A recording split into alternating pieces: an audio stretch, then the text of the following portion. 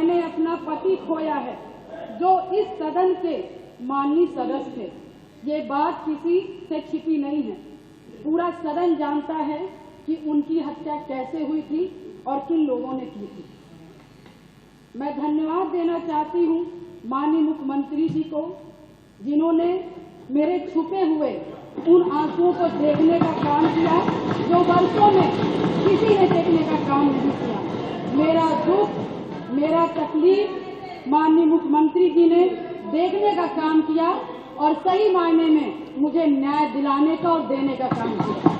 मैं कमर कस के मैंने शायद अपनी नहीं कि अपने पति की, मुझे तो पता ही नहीं था कि कौन क्या है, मगर मैंने जब जाना कि इससे कोई लड़ने के लिए तैयार नहीं है अतीत ऐसे माफियाओं से, तो मैंने लड़ने की ठानी, क्योंकि मुझे बस एक चीज लगा कि आज मैं डर जाऊंगी जिसके पति की सारेआम हत्या कर दी गई और उसकी डेड बॉडी नहीं दी गई। ऐसे पता नहीं कैसे नॉर्मल इंसान जो छोटे छोटे समाज के लोग होंगे, पता नहीं हजार राजूपाल जी की हत्याएं हो जाएंगी और हम जैसी लड़कियां गूंगी बहरी घर में बैठ जाएंगी। मेरे जैसे पता नहीं कितने महिलाओं की सिंदूर को मिटाया गया, पता नहीं कितने माताओं की गोदी सूनी कर दी गई। मैं धन्यवाद देना चाहती हूँ ऐसे मुख्यमंत्री जी का, जिन्होंने जीरो टॉलरेंस ला करके, पॉलिसी को ला करके, अपना करके अपराध और माफिया अतीक अहमद जैसे अपराधियों को मट्टी में मिलाने का काम किया। मैंने अपना पति खोया है जो इस सदन के माननीय सदस्य थे। ये बात किसी से छिपी नहीं है। पूरा सदन जानता है कि उनकी हत्या कैसे हुई थी और किन लोगों ने की थी। मैं धन्यवाद देना चाहती हूँ माननीय मुख्यमंत्री जी को, जिन्होंने मेरे छुपे हुए उन आंसुओं को देखने का काम किया जो वर्षों में किसी ने देखने का काम नहीं किया। मेरा दुख, मेरा तकलीफ माननीय मुख्यमंत्री जी ने देखने का काम किया और सही मायने में मुझे न्याय दिलाने का और देने का काम किया।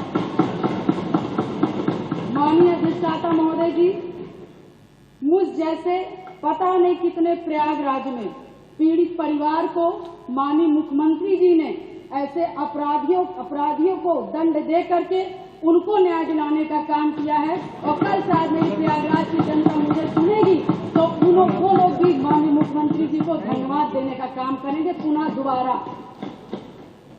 और माननीय अध्यक्ष जी, मेरे जैसे पता नहीं कितने महिलाओं की सिंदूर को मिटाया गया, पता नहीं कितने माताओं की गोदी सूनी कर दी गई। मैं धन्यवाद देना चाहती हूँ ऐसे मुख्यमंत्री जी का, जिन्होंने जीरो टॉलरेंस ला करके, पॉलिसी को ला करके, अपना करके अपराध और माफिया अतीक अहमद जैसे अपराधियों को मट्टी में मिलाने का काम किया।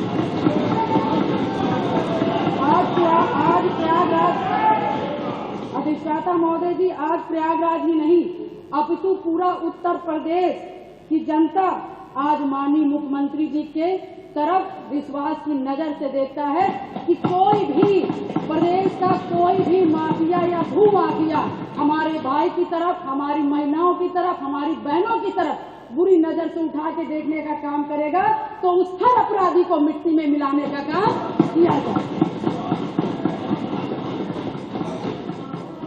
और माननीय अधिष्ठाता महोदय जी, मैं ये कहना चाहूंगी कि कोई जिसकी सबसे बड़ी बात, क्योंकि जो करके दिखा दे उसी पर विश्वास किया जाता है। मैं भी 3 बार इस सदन की विधायक रही हूँ, बहुत छोटी उम्र से रही हूँ। सबके विश्वास और सबकी आस से मैं यहाँ पर आई हूँ। उसी आशा और विश्वास को जब भी मुझे किसी ने दिलाया है तो मैं उसके साथ खड़ी रही हूँ। मैं कहना चाहूंगी कि इसकी सबसे बड़ी नजीर प्रयागराज में आपने हत्याकांड में देखा होगा, जिस तरह से जिसमें मेरे पति की हत्या हुई थी और जिस घटना को पूरा प्रदेश जानता है। मैं माननीय मुख्यमंत्री जी के आने के बाद मुझे न्याय मिला। मेरे पति के हत्यारे अतीक अहमद को माननीय मुख्यमंत्री जी ने मिट्टी में मिलाने का काम किया। मैं उनके इस जीरो टॉलरेंस की पॉलिसी का समर्थन करती हूँ और मुझे लगता है कि इस बात को मैं नहीं कहना चाहती थी, क्योंकि मैंने आज तक चाहे सदन हो, चाहे सड़क हो, और चाहे मेरा घर हो चाहे परिवार हो। मैं विधायक बनी, मगर मैंने बहुत ही शालीनता से अपना परिवार, अपना समाज और सदन की मैंने हमेशा गरिमा बनाए रखी। मैंने कभी भी किसी का अपमान नहीं किया। मगर मैं विधायक से पहले मैं 9 दिन की ब्याहता थी। मेरी माँ तो 9 दिन की शादी हुई थी और मैं वहाँ उस ससुराल में मैं विधायक बनने नहीं गई थी। मैं सिर्फ उस घर का रोटी बनाने के लिए गई थी, अपना परिवार बसाने गई थी। मैं विधायक नहीं बनने गई थी। मगर जब मेरे साथ घटना हुआ तो मैंने न्याय के लिए अपना आवाज खोला, अपने अधिकारों को मानने का काम किया और जो कि मुझे जिस तरह से मुझे सही लगा, मैंने कभी जनता को अपना परिवार समझा, कभी आप सभी माननीय सदस्य को अपना भाई बंधु समझा और आप ही लोग से, सभी लोग से मुझे ताकत मिली। और मुझे लगता है कि प्रयागराज में जो कोई नहीं सोचता था, मैं मिसाल हूँ उन सभी लोगों का, जो कि मैं बहुत गरीब परिवार से, दोनों ससुराल और मैके दोनों परिवार से, बहुत गरीब परिवार से आती हूँ। न मेरे पास पैसा था, न गाड़ी था, न व्यवस्थाएं थी, न घर में कोई एक आदमी था।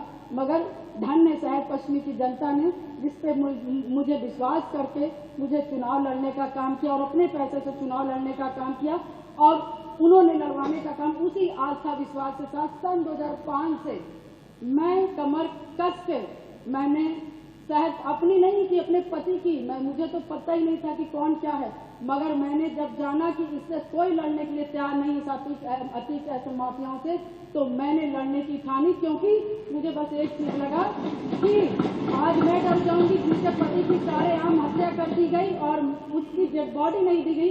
ऐसे पता नहीं कैसे नॉर्मल इंसान, जो छोटे छोटे समाज के लोग होंगे, पता नहीं 1000 राजूपाल जी की हत्याएं हो जाएंगी और हम जैसी लड़कियां मूंगी बहरी घर में बैठ जाएंगी। अधिष्ठाता महोदय, मैंने उनकी आवाज मैं सुन करके और मैं अपने लिए लड़ाई नहीं की, पूरे शहर पश्चिमी और पूरे प्रयागराज और पूरे उत्तर प्रदेश की जनता के लिए लड़ने का काम की।